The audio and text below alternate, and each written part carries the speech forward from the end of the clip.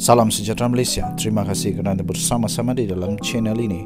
Untuk mendapatkan berita terkini dan sentiasa baru, sila tekan butang subscribe, like dan share. Sila tekan butang notifikasi untuk mendapatkan berita terkini setiap hari. Denyut nadi suara rakyat bergema di channel ini.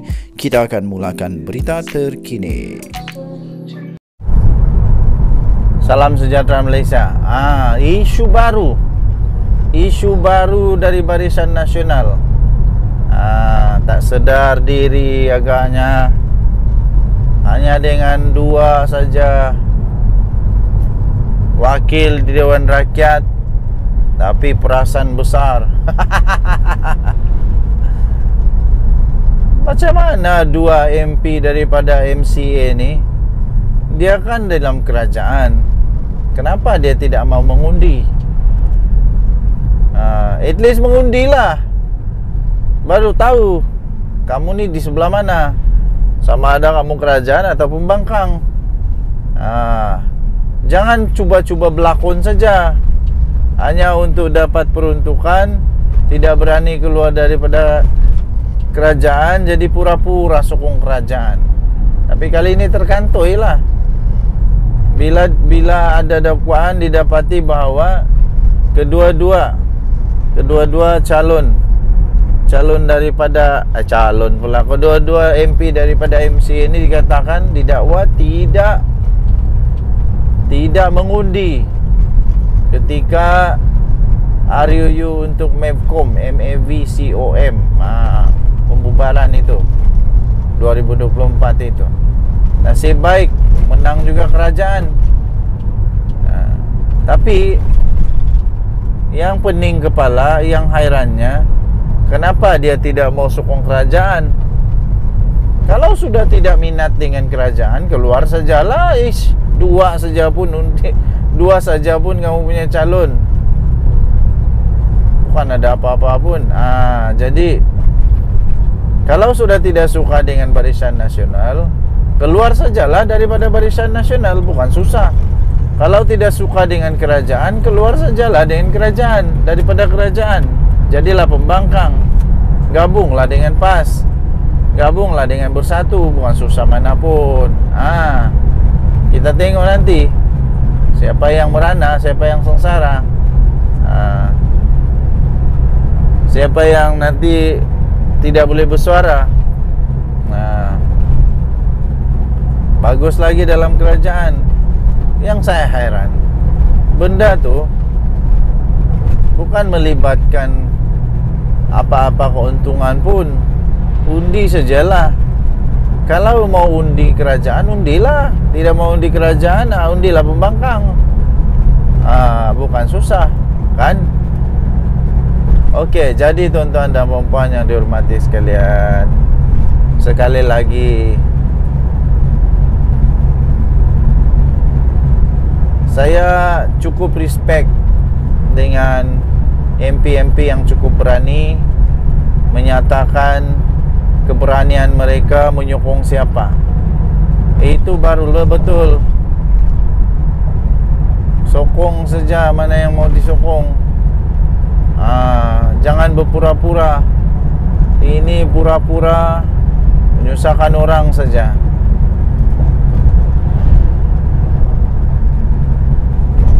Lebih baik terus terang saja.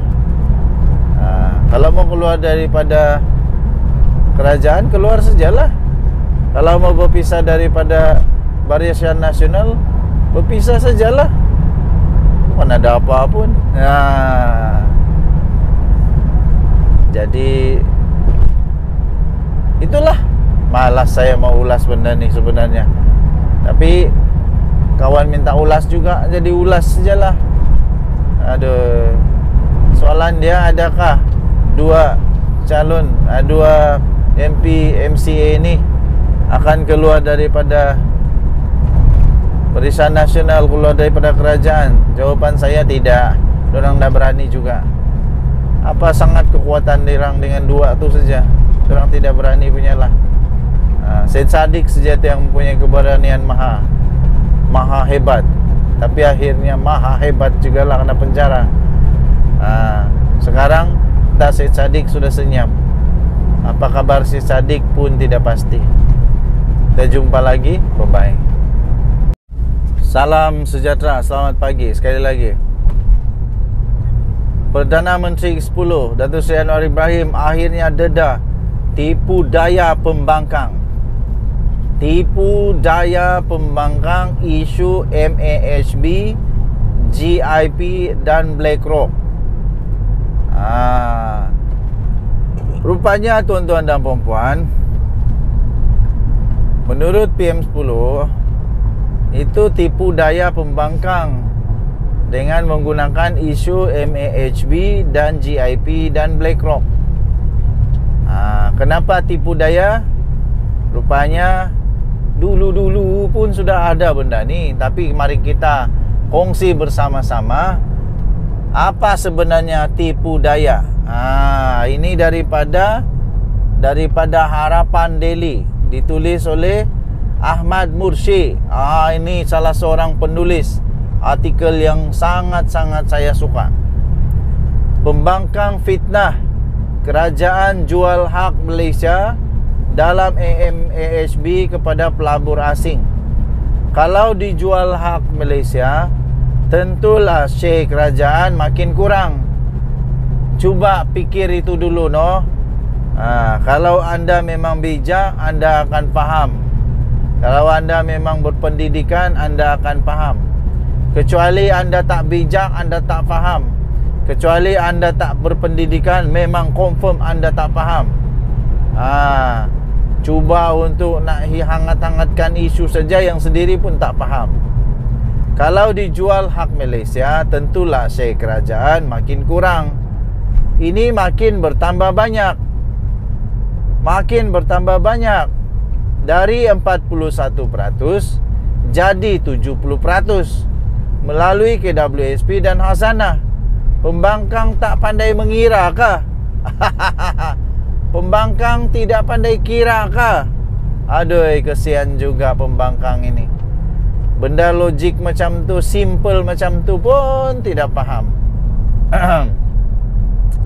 Ketika ini 32% saham dipegang oleh pelabur lokal. Pelabur luar memang dah pegang 27% dan pernah capai sehingga 45% pada tahun 2018. Tak bising pula pintu masuk negara dipegang oleh pelabur luar. Waktu 2018 itu 45% sampai mencecah 45% dipegang oleh pelabur luar. Tapi waktu itu tak bising pula. Entah kenapa sekarang bising.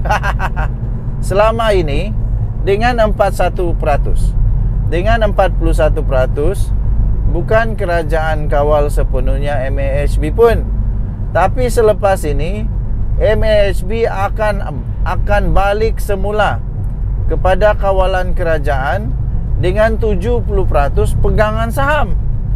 Itu pun pembangkang dah faham. Macam begitu senang pun dah faham. 41% pegangan kerajaan itu belum separuh pun. Jadi macam mana dia boleh jadi pegang share share syarikat itu kan? Tapi kalau 70% itu sudah lebih separuh. Suara dia paling kuat. Dia buat kawalan. Malah 70% itu 2/3. Sudah 2/3 pun. Wow. Sudah hampir 2/3. 75% baru 2/3. Ini 70% hampir 2/3. Jadi kawalan sudah dipegang semula di kerajaan. Ini pun walaun tidak faham. Kesian juga. Jadi dengan 70% pegangan saham sudah menjadi milik kerajaan semula. Sejak tahun 2012. Sejak 2012 ini masih UMNO tau. Tapi tidak bising pun. Sejak 2012 KWSP sudah pun ada kerjasama dengan GIP. Bahkan KWSP juga ada kepentingan dalam airport Gatwick dan Sydney. Jadi waktu itu tidak bising pula. KWSP dah lama berunding dengan GIP untuk kerjasama ini, dan rundingan dah selesai. Kerajaan tak pernah berunding dengan BlackRock pun selama ini. GIP itu Global Infrastructure Partner. Yang buat rundingan selama ini siapa? Kerajaan mana? Siapa Perdana Menteri waktu itu? Hanya pada tahun ini tiba-tiba BlackRock kata berminat nak beli saham GIP. Itu pun belum diputuskan lagi. Pelaburan GIP dan MAHB ini kecil je, hanya 5% dari keseluruhan portfolionya, iaitu kira-kira 12 bilion USD. Seluruh dunia sebagai pengurus infrastruktur terkemuka. Kepakaran itu yang nak dibawa masuk selain nak suntik dana. PM10 kata modal yang ada masuk sebanyak 10 bilion ringgit Malaysia. Jika kerjasama dengan GIP ini dibuat, boleh guna untuk majukan perniagaan MAHB dan bangunkan lapangan terbang. Tak perlu kerajaan berhutang, dan dana negara boleh diguna ke tempat yang lain. Ini walaun tak faham. Mana walaun faham benda ni. Benda simple dia tidak faham, apalagi benda rumit begitu. GIP dan Lembaga Pelaburan Abu Dhabi Adia akan beli dari 27% saham yang memegang kini dipegang pelabur luar, dan akan jadi 30%. Jadi tuduhan pembangkang itu sebenarnya adalah fitnah. Sebenarnya tuduhan itu berlaku kerana pembangkang tidak faham. Pembangkang tidak faham, tidak tahu, dan kadang-kadang buat-buat tak faham. Sebab rupanya benda ni BlackRock, GIP kah, BlackRock kah, ini semua bukan baru berlaku kemarin. Perundingan bukan baru kemarin, sudah lama pun. Tapi bila Anwar Ibrahim jadi Perdana Menteri, bukan main lagi. Kenapa? Sebab nak tunggang lah, supaya ini boleh jadikan isu yang boleh jadi menangkan kalau ada PRK kah, PRU kah.